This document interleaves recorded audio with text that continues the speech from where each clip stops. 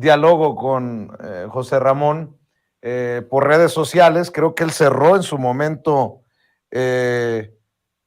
su cuenta en Twitter por el acoso, pero si por ahí me lo encuentro o le voy a mandar decir a través de Sin Censura, te presto mi casita de interés social allá en Navojoa, José Ramón, para que no te molesten y para que se la crean, pues, o sea, así una casita de Infonavit, hombre. No, ahí, pues yo creo que ya ni eso, a lo mejor en una de cartón. O sea, yo no sé qué esperan, está mal todo, y quieren disfrazar las cosas que son legales como de gran corrupción, porque les surge vincular al presidente de México con algunos asuntos de corrupción, y nada les funciona, porque además es muy evidente el montaje muy burdo.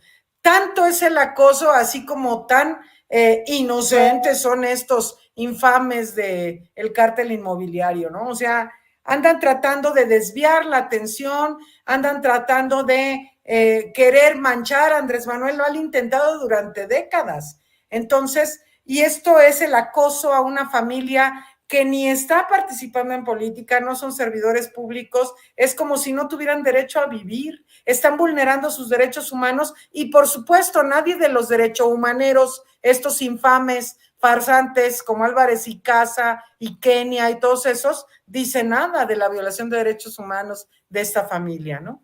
Fíjate que con todo lo que estás diciendo, senadora, se me vino a la mente que hoy le tocó a Epigmenio Ibarra nuevamente aparecer en el programa de Ciro Gómez Leiva.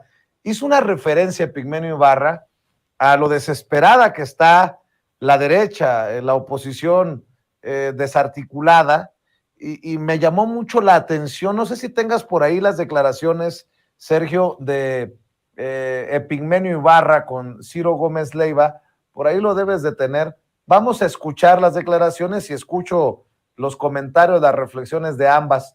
Échalo, Sergio. En Milenio, una columna que se llama De los gritos a los fusiles Barrett, hablas de que insistes en la posibilidad de que se le dé un golpe para derrocar al presidente López Obrador, pero los golpes los dan los militares. Los golpes los dan los militares. Yo no veo a los militares interesados, no los conozco tanto, no sé si están dividiéndose los militares mexicanos, pero no los veo en acción, en ánimo de derrocar al presidente López Obrador. Lo que dijo Ciro en el artículo, una línea después dice que en la ecuación histórica del golpismo, lo que no tiene la derecha en México es el apoyo del ejército. Lo dices. Y digo, ¿por qué? Por dos razones. Primero, por el origen del ejército.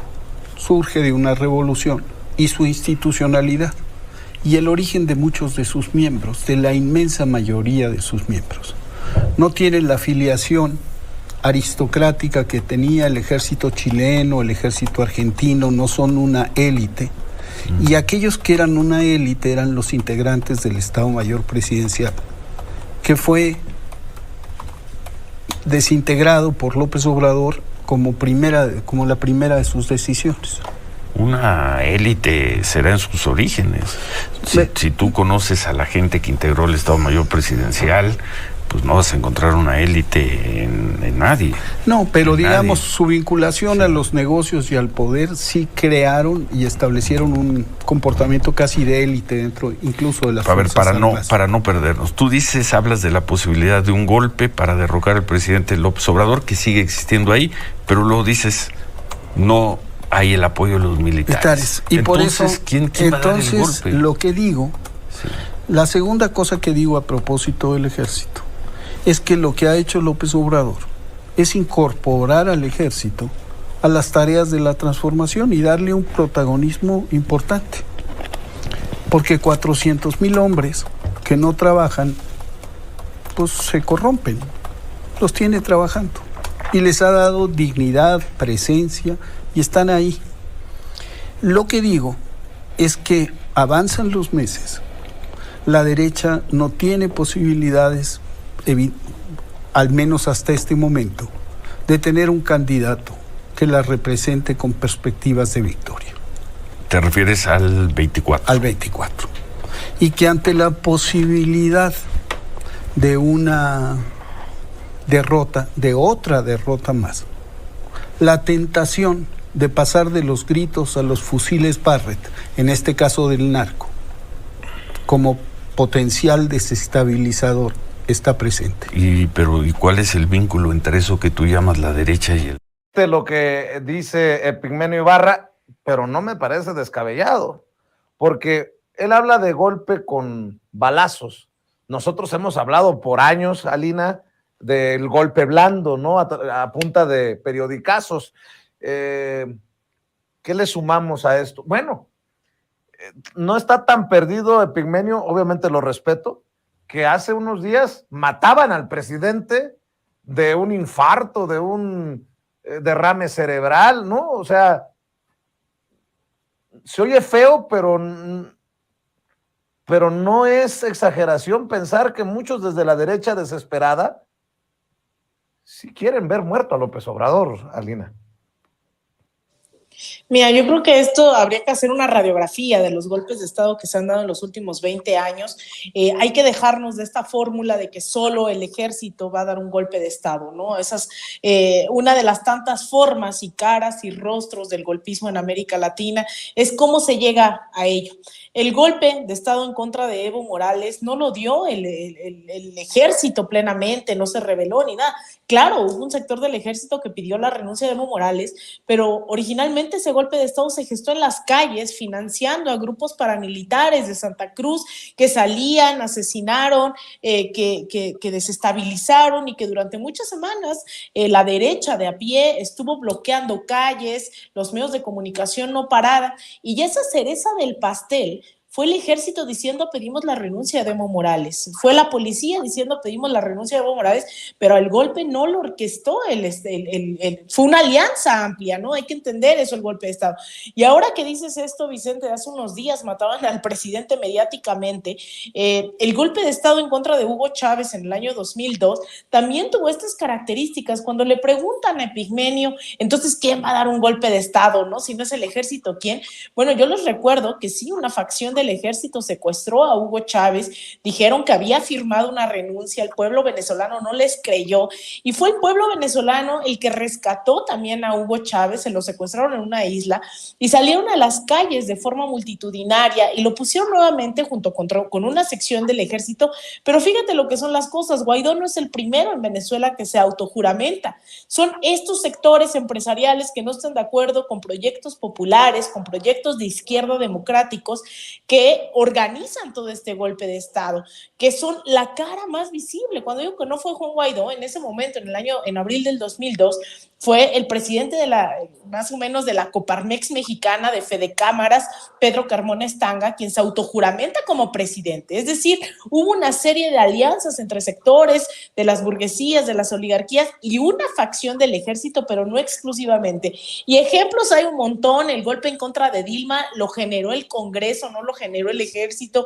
Es decir, hay muchas cosas que hoy en México, cuando hablamos de golpes blandos, cuando hablamos de lawfare, cuando hablamos de una facción golpista, no necesariamente es o exclusivamente es el ejército. Tenemos sectores empresariales capaz de armar campañas de la noche a la mañana, por ejemplo, estas especulaciones del presidente. En cadena nacional tienen la capacidad de organizar movilizaciones, grupos paramilitares, así que yo creo que esto que dice Epigmenio es bien importante, y también hay que desmitificar que el golpe de Estado va a ser un militar diciéndole a Andrés Manuel, salte de Palacio Nacional. El golpe blando, el golpismo en América Latina nos ha dado la prueba suficiente para decir que todos los días se puede contribuir a ese golpismo a través de medios de comunicación, a través de sectores empresariales, a través de grupos paramilitares, es decir, hay una amplia expresión de ese golpismo, y a todas esas corporaciones, a esas facciones hay que prestarles mucha atención, y es por eso que se enojan, ¿no? De que existan medios como Sin Censura, porque Sin Censura ataca lo mismo a esos sectores burgueses, empresariales, que a sectores de la derecha electoral que también ponen su granito de arena y que en este momento son los más débiles de todos, dan risa, no tienen un proyecto, pero que se entienda que la derecha no es Marco Cortés, no es Lili Telles, no solo son ellos. La derecha son sectores amplios que están en contra de estos proyectos populares democráticos electos democráticamente en el continente. Cuando se habla de balas, pues se le ponen los pelos de punta a cualquiera, senadora. Pero, pues, ahí están las declaraciones de Epigmenio Ibarra. A ver, Vicente, yo vivo en Guanajuato, ¿cómo te explico? 32 años de panismo y aquí seguimos en el estado más violento del país. No es casualidad el hecho también de que García Luna esté siendo procesado por narcotráfico y por favorecer a cárteles. Entonces, ellos sí tienen ese brazo por ahí de sus alianzas. Me da la impresión de que en este momento están también desorganizados, pero lo que tenemos que hacer entender, estoy de acuerdo con Alina, la derecha, como es el caso de Ciro Gómez Leiva, cuando le está insistentemente preguntando a Epigmenio el tema del ejército, es porque ellos quieren hacer pensar a la gente que los únicos golpes de Estado son los militares, porque quieren ver si nos agarran de incautos. El pueblo de México sabe que el golpe blando existe y que ha intentado por todos los medios operarlo en México y tenemos que estar prevenidos porque sí nos da risa lo que hacen, están desarticulados, andan muy mal, no tienen cómo atar una cuerda con otra, o sea, están totalmente perdidos, pero no podemos desdeñar a la derecha. La derecha siempre es violenta, la derecha siempre es golpista y buscarán una manera u otra. Ve lo que pasó con Evo Morales en Bolivia y la autonombrada presidenta, ¿no? O sea, así está Perú y así están varios. Entonces ellos tienen sus modus operandi diferentes, intentan diferentes formas, pero siempre van a estar intentando eso.